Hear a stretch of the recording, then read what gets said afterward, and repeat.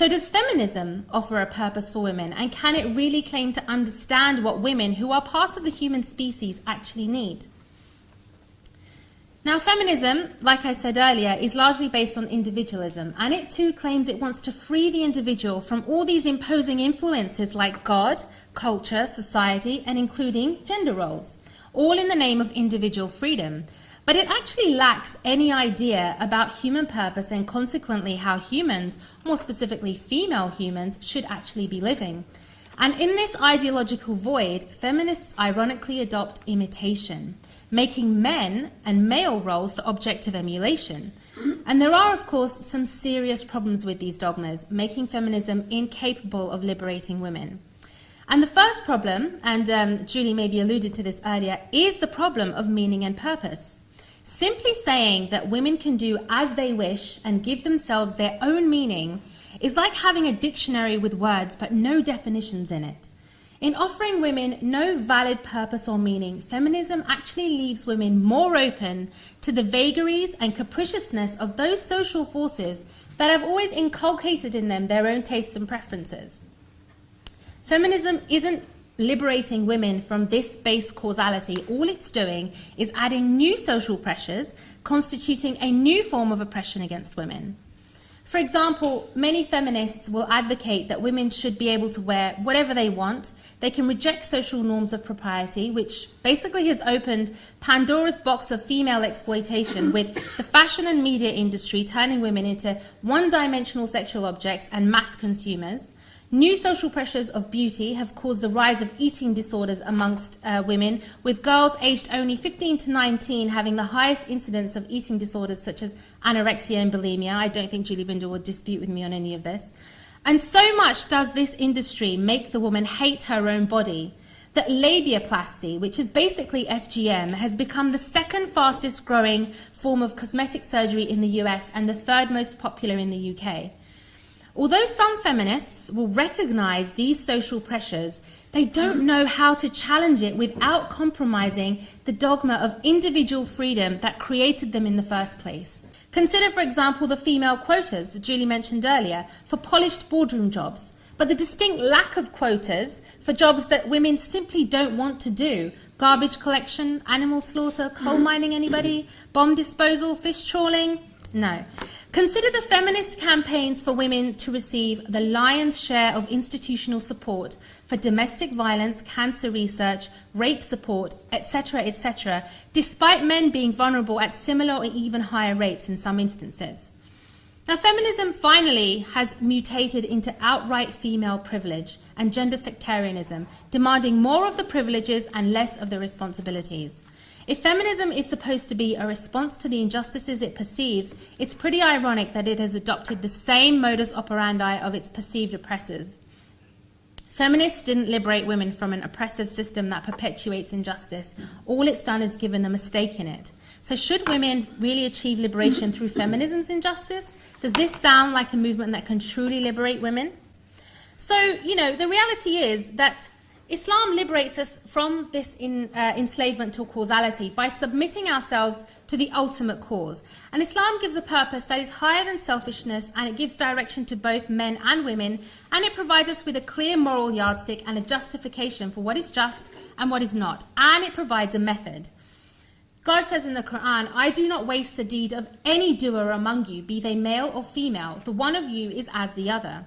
In Islam, ranking in the eyes of God and peers is according to virtue and justice. It's not to do with your wealth, your looks, your power, unlike in the materialistic West. Islam grants no privileges. It gives authority to people only with commensurate responsibility and accountability. Feminism gives no critical rights that women can expect from her marriage partner. However, Islam liberates women by giving women the rights to have her human needs fulfilled by her partner in marriage, which feminism and its individualistic basis does not provide. And these include the right to respect, affection and time from her husband, the right to sexual satisfaction by her husband, the right to shelter provided by her husband, the right to food and clothing equal in quality to her husband, the right to physical protection provided by her husband, the right to a dowry and alimony. And now we heard some things from Julie Bindel earlier about how Muslims treat their women, but we didn't actually hear any discussion of the actual principles of Islam. Where in Islam does it say that men should treat women like this? Where in Islam does it say that people should be abused in this way?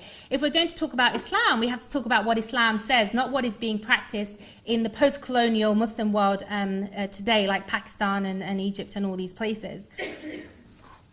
And unlike feminism, Islam doesn't stop at justice for just one gender, but rather liberation for all.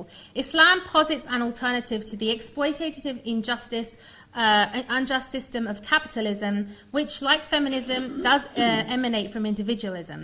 And, you know, to end, because I see I'm running out of time, essentially, Islam liberates us from a worldview such as, you know, feminist individualism that promises freedom but actually enslaves the masses to blind conformance under just simply a new form of oppression.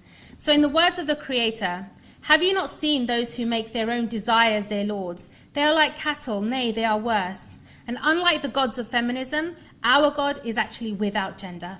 Damn! Women being offered or it made more palatable for women to be in traditional heterosexual family units raising children and being homemakers, that will just encourage more. Well, I heard some gasps about that because obviously it sounds as though what she was saying, and what other feminists might also be saying, is that that isn't a choice that women should make. Not at all. What feminists are saying is that women shouldn't be railroaded, bullied, blackmailed, or forced into marriage, childbirth, etc. Not all women want children. Some couples actually choose a different way of raising children. I mean, a revolutionary idea is that men also do the childcare. So biology is not destiny. Yes, there are biological differences. Yes, they matter. But we are not mammals in... well, we are, obviously, but we're not. Well, question everything. You know, we're not animals who can't change, who aren't involved in the evolution of our species. We are. So we should absolutely get rid of biology as destiny and move forward in a way that shows that equality belongs to everyone. So again, I mean, we didn't really hear any solutions. We just heard a lot of, I want to liberate, I want to overthrow, I want to do this, and we want to do that. But again, you know, there's still no system, no solution posited, no actual answers to how we're supposed to do this. And the difference is that Islam does have a solution. And in terms of the biology point which Julie raised, the fact is, Islam doesn't force women to marry, it doesn't force anybody to marry. What Islam does is it tries to accommodate for the proclivities in society. The vast number of women and men in society will want to marry. The vast number of men and women in society will want to have children. So Islam accommodates for this general proclivity that takes place, and which is influenced by biology. It's women that have the children, not the men. And so Islam doesn't straitjacket or say you have to be a woman in order to be respected. You have to have, you have to be married, or you have to have children. Aisha, radiallahu anha, who was one of the wives of the Prophet, she didn't have any children. She's one of the most revered individuals in our Islamic history. And we have lots of examples of people, women who are valued for, you know, things that are other than just their role as you know, in the family. However, Islam doesn't say that if you're just a wife or if you're just a homemaker, you are somehow inferior to anybody else. Rather, it supports those women who want to take on that role, and it values them, and it supports them by making the system accommodate for them, by having rights and responsibilities between men and women, so that women aren't left to kind of fend for themselves. You know, women can't engage in just casual relationships and then have the guy walk away with no responsibilities towards him at all, like we have in this very kind of, you know, sexually liberated feminist world that we have here today. Islam says no, women cannot be exploited by people, neither can men. This is why Islam takes action by actually prohibiting things. It prohibits relations outside of marriage, prohibits alcohol, so you wouldn't have the problem of throwing up at the end of the night and, you know, all that kind of stuff. It takes actions to deal with these things. But what does feminism actually offer other than, you know, these kind of general platitudes that everybody would agree with? It's interesting that you bring up individual case studies in Saudi Arabia and said, well, why don't we hear of these individual case studies? Why do we only ever hear anecdotes from the other side? Well, thankfully, we don't need to hear anecdotes, because there is documented evidence by Amnesty International, by pretty much every single human rights organisation in the world where feminists have suggested to them that women are also human and that we have rights, where they have documented the oppression and abuse, murder and force of women under religion, under Islam, under all of the major religions. Now, Julie invoked human rights. She said, we should have all this human rights. But again, human rights is not a basis for establishing who should have what right. If you were on a desert island, would the island respect your human right to life, or your human right to shelter, or anything like your right to speak? If we have human rights for all people, if it's just about being human, then why are those human rights revoked, for example, if you commit a crime? Suddenly your right to free movement is taken away. Therefore, these rights don't connect with simply being human. The reality is that rights actually come out of what people deserve. It comes out of what people need and what they deserve. There's no intrinsic right for anybody. And in order to understand what people deserve and what people need, you need a model, and you need a purpose, and you need actually some solutions to these issues. Islam, I mentioned earlier, posits something in regards to, the economic problem. It posits an economic system. But I want to bring, some more solutions, some more ideas about things that Islam poses that actually liberates people. So, for example, in terms of the economy, we find, in this capitalist system, it's basically the concept of infinite wants and limited resources. And this is why you end up with these huge gaps between the rich and the poor, why you have, maybe some people say that the vast majority of people experiencing poverty are women.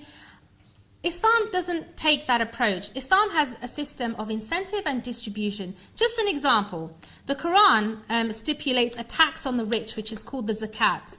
And that must go towards 8 categories of people. Those living in absolute poverty, those who cannot meet their basic needs, the zakat collectors themselves, like the people who actually collect, this money, people who are not Muslim to aid their relationship with the Muslim, and it goes to people to free them from either slavery or bondage. It goes to people who have incurred overwhelming debts while attempting to satisfy just their basic needs. It goes to those working in a good cause, and it goes to those who are simply travelling. And this is a simple system that make sure that people are not left to fend for themselves in the way that we see in the West. What does feminism offer economically? What does feminism offer politically? What does feminism offer by way of systems and solutions? This is what I'd like to hear from Julie, rather than just, we need to overthrow patriarchy, we need to do this, because not many people disagree with these things.